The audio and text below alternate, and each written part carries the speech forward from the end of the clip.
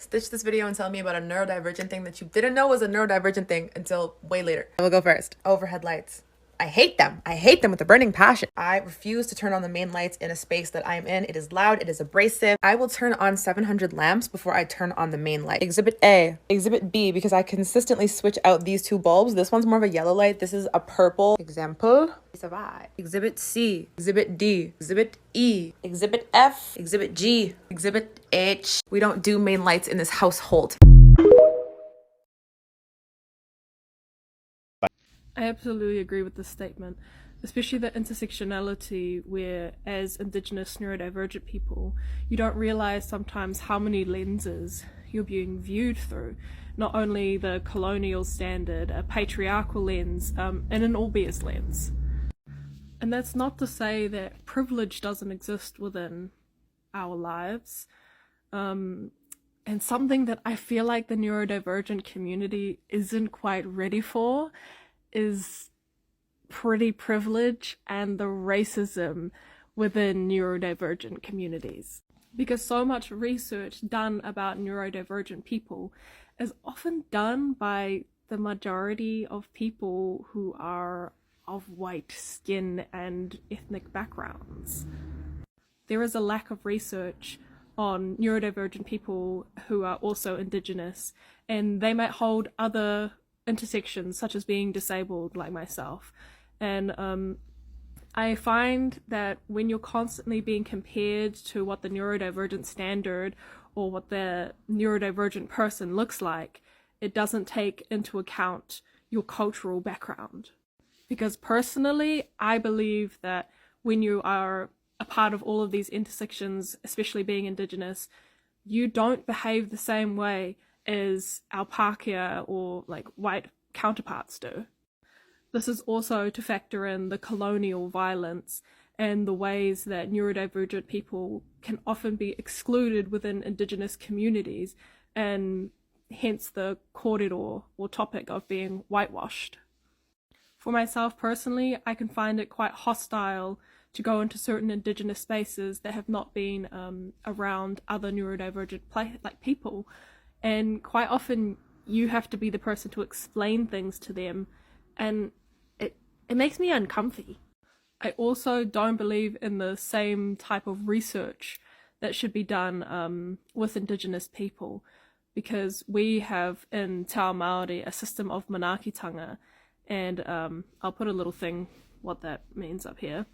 And if you don't behave in those ways, quite often you're not going to get the research you want. So if research was ever to be done on Indigenous neurodivergent people, this person would have to be aware of the intersectionalities of the patriarchy, of colonialism, of racism, of colorism, and we usually, struggle to talk to people. So I hope sometime soon there'll be a collective of Indigenous neurodivergent people who can, come together and uplift one another's mana. Mauri ora. Neurodivergent people need neurodivergent friend groups, and not for the reason that you think it is. I think a lot of us have been conditioned to think that we're bad at socializing when that's not necessarily the case. I think neurotypical social norms are debilitating to us and cause us to mask and perform care. So many of us naturally discover our individual journeys of unmasking ourselves, and I think that that's beautiful, but it's only part of the solution. I think we also will find a lot of benefit and thrive in neurodivergent friend groups where we're working together to unmask the friend group as an organization, where we're working to deconstruct these social norms, question them, throw out the ones that don't work for us, and create new ones of our own.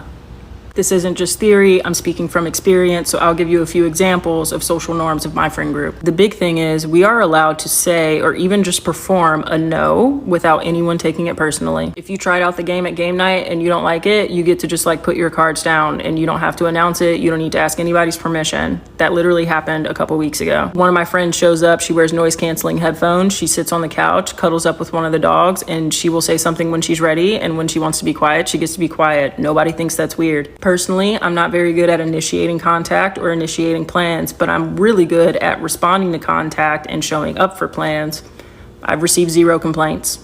Another really cool thing is that we're able to sort of deconstruct what quality time looks like. So sure, we're able to do game nights and have social nights that are for socializing, and that's it. Let's say somebody's having a hard time managing their own day-to-day stuff, but they still want to see us. It would not be unusual or weird or strange in our friend group for that friend to hit a few of us up and say, hey, I want to hang out with you guys, but I'm doing some projects around the house and I have some cleaning to do. You guys are welcome to come over. And then if you want to bring your own stuff, and then we could at least like get some time in this week. That's a fucking party. Like, some of us will show up and pitch in and help out, and others of us will literally just bring our own stuff to do. And so now we have body doubling and parallel play in an adult neurodivergent friend group, which, to be clear, is a brilliant fucking time. Like, everyone feels at home in that. So I think this whole stigma around neurodivergent people being bad at socializing is just that. It's a stigma based on patriarchal, neurotypical shit that's not actually true. And I think a lot of us might find that we will thrive in social settings if the norms of that setting fit us. So don't just unmask yourself. Find some neurodivergent friends and unmask the friend group.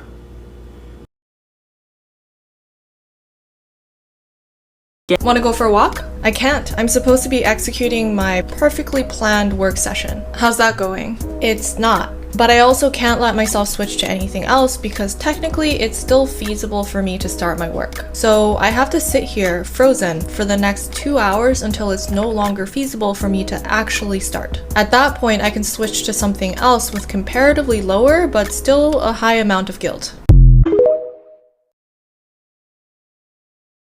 What does being black have to do with ADHD? There you go again, playing the race card. Yeah, that's what we do here.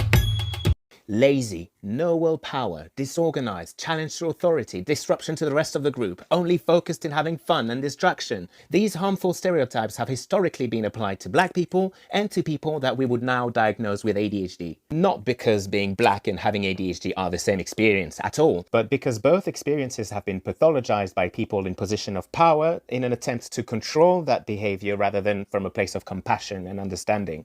And if you are black and happen to have ADHD, you are more likely to be perceived negatively by society, as the negative stereotypes of both identities compound. And it makes it all the more difficult to be diagnosed with ADHD when you're not white. And you're more likely to have your behavior characterized as disruptive and punished, rather than dealt with the empathy and understanding that you deserve. And next we'll do autism and race. If you're looking for a space to discuss and exchange about your experience of both ADHD and autism, come join us in the Meerkat Squad with my co-coaches Lena and Sheila.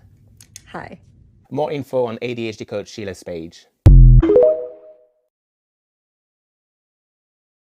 Would you like to know the most debilitating part of the autistic ADHD experience by far? Okay, I'm gonna tell you. I feel like a wide angle lens, right? I see everything. Everything's in focus. Even if there's like an aberration or like a distortion over there in the corner, I see it. I can't not see it. Whereas I feel like society has always been more like an 85 millimeter lens, right? Like whatever they focus on is going to be like crystal clear, but there's like so much else going on that they're like, it doesn't matter. Who even knows what's going on? It's blurry as fuck. You know what I mean? I feel like I am constantly in search of like the unicorn of like perfect systems. And I know that doesn't exist. That's why it's so frustrating to me. I know it doesn't exist, but I can't help it. I feel very caught in time because when somebody says, oh, this works for now, this works just for now. If it works just for now, it doesn't actually work. If you're untangling a knot and you're actually just like combing it down to like this bigger knot at the end, you're not really untangling it. You're just teasing it into a bigger problem. I like to actually untangle the knots to the end, but society likes just to like kick the can down the street. And if we're constantly kicking the can down the street, then what are we doing here?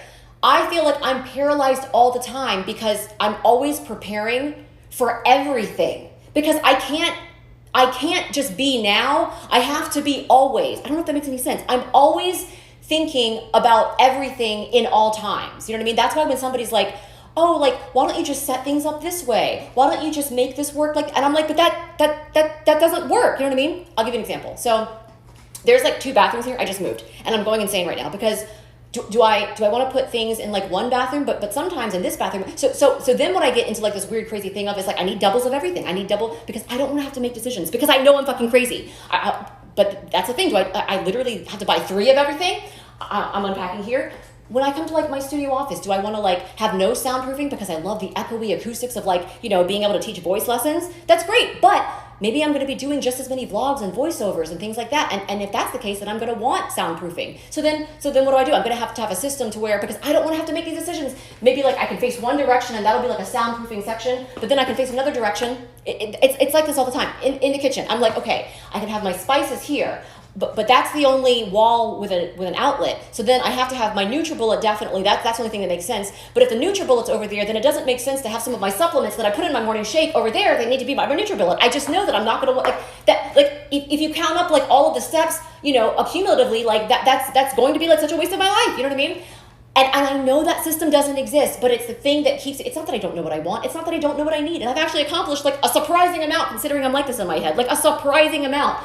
But like, that is what it's like. So when people are like, oh, why can't you just make a decision? Why do you get stuck? It's like, because I'm constantly preparing for everything.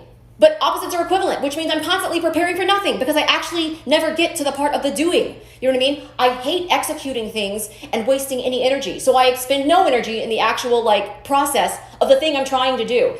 It's debilitating. I can't turn it off. I can't turn it off.